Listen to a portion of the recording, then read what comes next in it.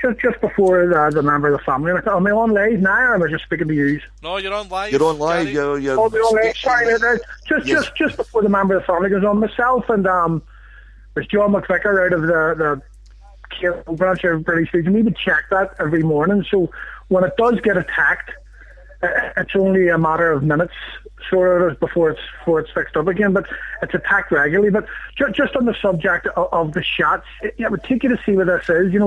The shots would be very confusing with the echo, what it would have carried. So it's I mean, it could have been 5 or 10 shots, and it would have been nearly impossible for anyone to tell. But that's what I was saying, Gary. It's very, very difficult to sort of differentiate between 5 shots and 6 shots. I put a wee video up there. I couldn't find. I video the service every year, and I put a wee video up just to try and give people that hasn't seen it a description of where it is. It's very, very isolated.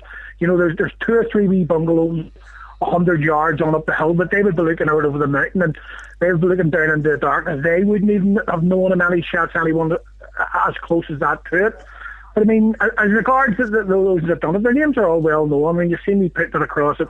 Me and his wife, what was widely suspected here of being the Matahari on the night, and even as far back, I mean, what me and got away with, and Doherty, I mean, but even as far forward as, I think it was about 1988, me and kidnapped a territorial army soldier the 12th of July. It was 1986, I think it was. He kidnapped a territorial army soldier, and it was actually the army freed him. They hit the house in Ardoyne, and the guy tied up, bound, ready to be shot in the head, and me and get caught. And even when he was in jail serving time, he got into a fight with the Screws, and the Screws gave him a bit of a beating, and he got, I can't remember, there was a lot of £1,000 in compensation. So the runt, his whole life, just avoided it. But, and his son, I mean, you've seen a wee post on there, 2 members of Vanguard Boys went after his son on social media and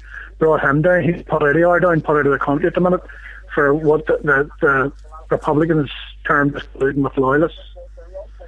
But I mean, as regards the family would know that's checked on a daily basis, that memorial at Whitebury, and I mean, it is looked after, and it does get vandalised, but the more the vandalise it, the more it'll be cleaned. It should be 10 years, 20 years, or 30 years. Somebody will come behind me and John McVicker and make sure it's okay, Yeah, I must say that it's the vandalism of the memorial that sort of drew my attention. I was reading in different forums that it's been attacked again, and then started reading about it. And then when Chris was putting his show on tonight, read a bit more about it and watched a couple of short documentary films about it, Gary. So I can doff my cap to you and everybody else involved that keeps and maintains it and stops the vandalism. And hats off to you, mate.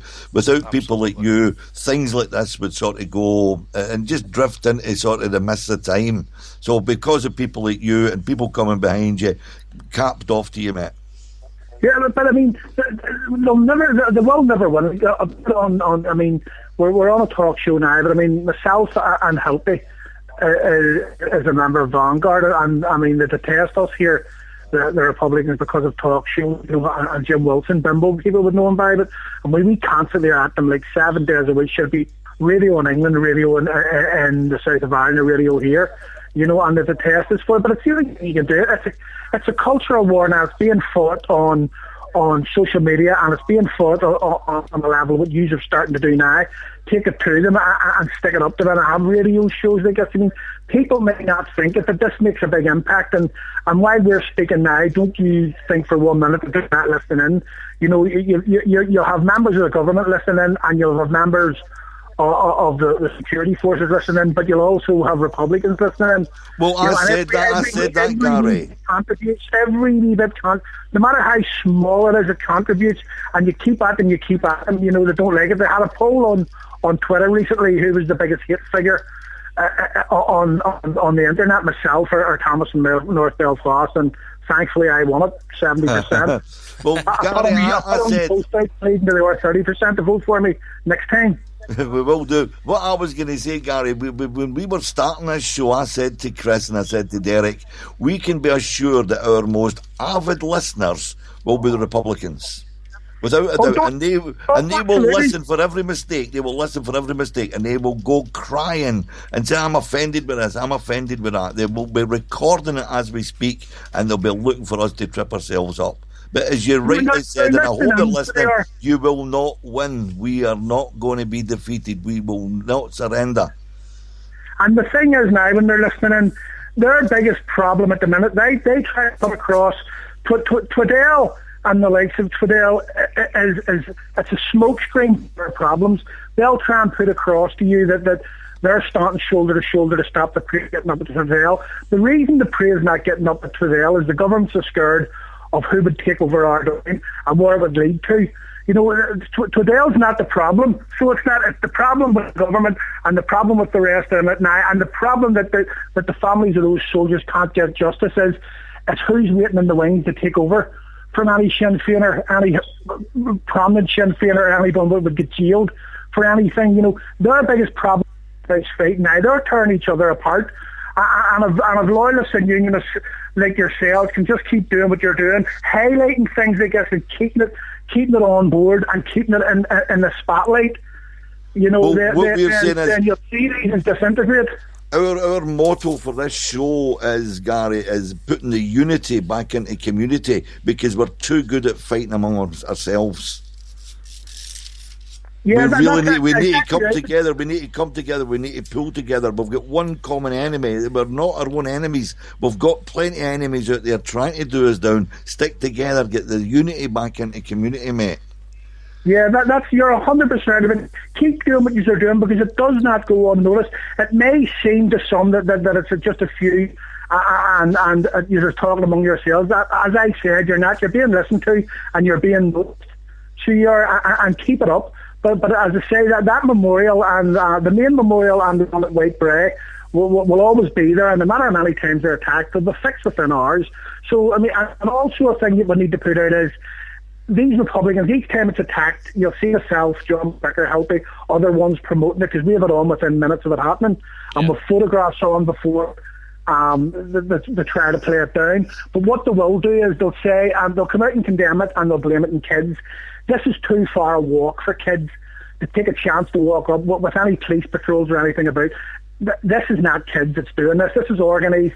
This is an organised campaign to try and remove the memorial from where it is at White Bray, and it's definitely not kids. It's adults doing it, and it's, as I say, it'll be condemned by mainstream Republicans, but they know exactly who's doing it. They know why it's being done, and they permit it to be done. They could stop that within 5 minutes of going to the houses of the ones that's responsible for it, but they don't want to stop it. Gary, can I ask you a wee question, mate, before we take a musical break?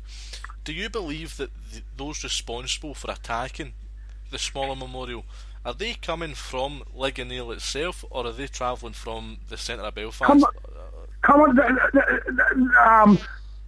It's orchestrated in that they'll bring the way it's structured in teams, is somebody from a team, what's known as a team, maybe two of them maybe from Ardoin, one from Ligonier, and one from the other side of Belfast. So he could come from the other side of Belfast to join up with two comrades from Ligonier to go up to do it. You know, the most recent one came across the town in a car, but he didn't come across the town in a car and up through Ligonier by himself, and he wouldn't have took the chance to go up through Ligonier, do that there, and then feel the wrath of the provisional IRA or anybody else, or mainstream Republicans in Ligonier. He was permitted to come up, he was authorised to come up, and he was encouraged to come up. So he was. So make no mistake about it, it's orchestrated, and it's everything they do is for a reason. So everything they do is for a reason. So there could be something in some part of Belfast or some part of Northern Ireland would happen, and it would be sharing a bad light in Republicans, and all of a sudden the headlines are not that some Republican has beat another Republican half to death. The headline all of a sudden becomes the Sea Scottish soldiers attacked for the 25th, 26th or 27th time. Well, I mean, Gary, something you said there, everything they do has a reason and it's orchestrated. I cannot agree with you more. But even deeper than that, every word they use when they're writing stories, every word is constructed to either put a positive or a negative slant on things. And really, I mean, it's something we need to watch in the media. Yeah. Every aspect of the media is the inflection in their voice when the newscaster's saying something, or the words that have been used, the negative words that have been used in the printed press. Yes, absolutely. But I can't praise you enough for what you're doing.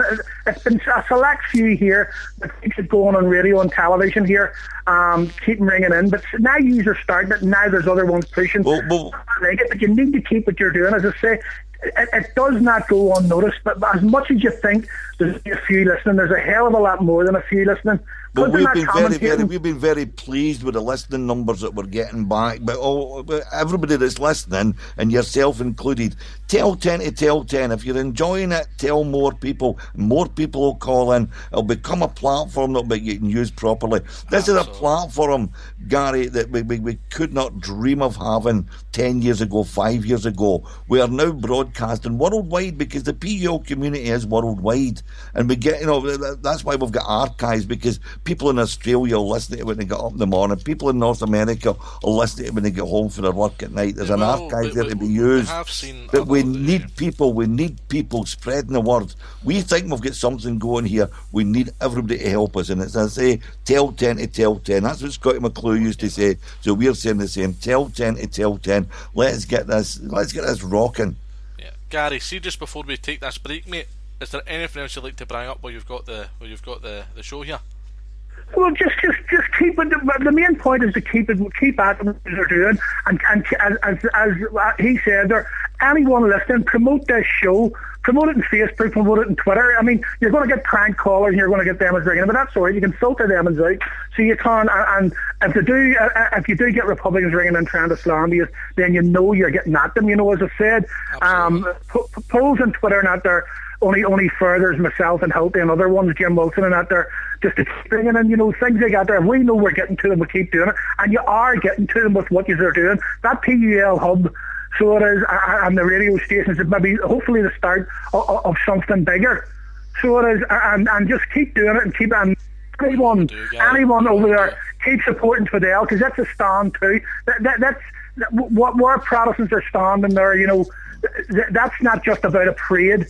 Get up that road. It's a much, much bigger picture, and if you're defeated up there, you're defeated everywhere. Once you fall at Twiddell on the Shankill Road, then it moves to Scotland, it moves to East Belfast, it moves anywhere you want.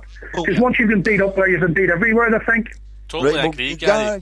Gary, just getting back to the radio. See, as you speak to your brethren over there in Northern Ireland, and we're doing the same here, if you've got anything coming up, if you've got a parade coming up, if you've got a fundraiser, if you've got any memorial that's getting done, let us know. Come on here and tell us about it. The week before, give us a bit of a chance. If you're doing any fundraisers for your bands or your lodges or anything like that, come on here and tell us, and we'll put it out there. You're going to get free advertising here, just telling us what's happening in your local community. Absolutely. Certainly, lads.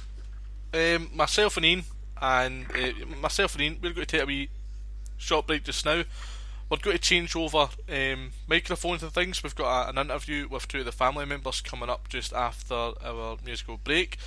So you're probably going to hear music for the next, 10 minutes or so. We'll get this changed over. We'll get the interviews done between 9 and 10. Gary, once again, mate, I appreciate you calling. Thanks for calling the PO. Yeah, thanks for calling, Gary.